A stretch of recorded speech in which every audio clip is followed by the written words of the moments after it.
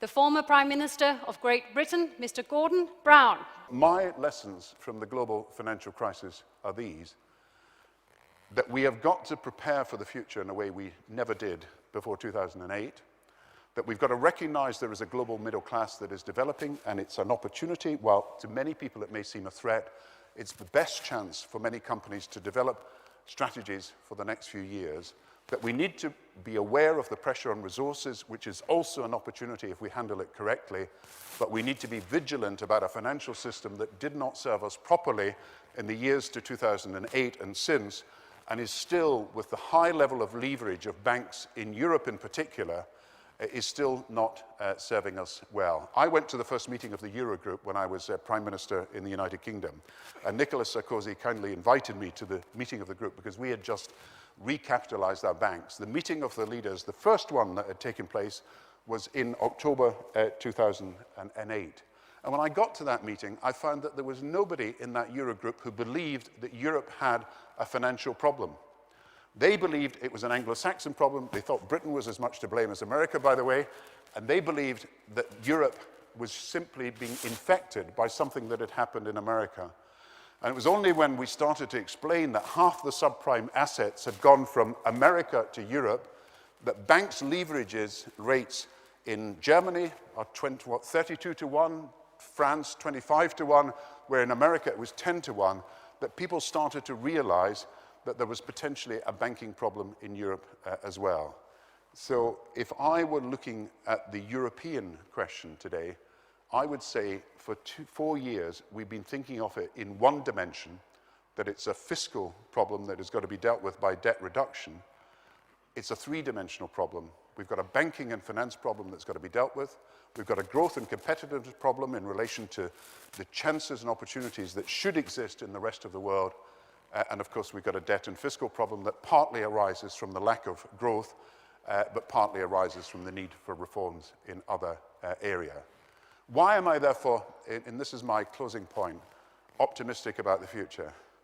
I'm optimistic about the future because while I see Europe in danger of 10 years of low growth, the 4 years we've had, another few years ahead, if we don't act, I think people are beginning to see that we need a growth agenda for Europe, and we need to sort out the banking and financial problems as well as the fiscal problem as well. A year ago, I was asked by the relatives of John F. Kennedy, who was, as you know, the President of the United States, who had given this amazing inaugural address in 1961, when he'd called America to a new idea of public service and of global interdependence around the world.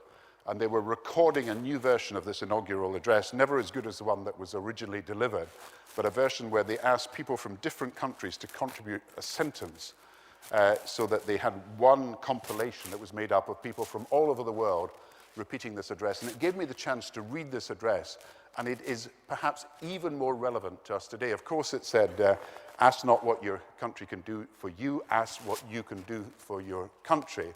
And of course it said the torch has passed to a new generation.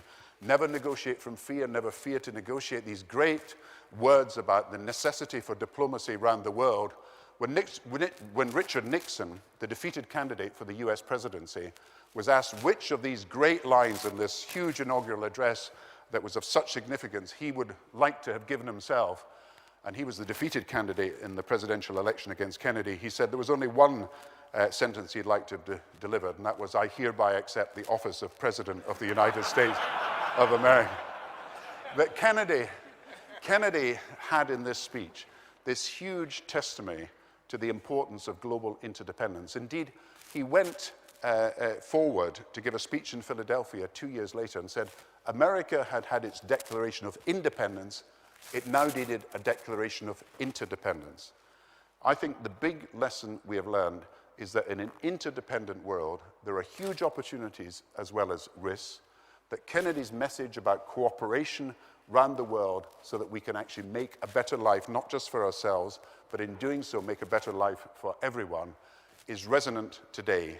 This great international trading country has seized the agenda in the world in a number of crucial areas, and particularly in the area of energy and efficiency in the use of resources.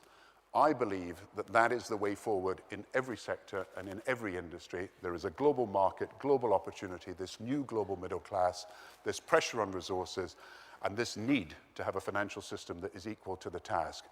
I believe here in Denmark, with the United Kingdom, we have a sense of what the global economy looks like, and it's been a huge pleasure to talk to you this evening.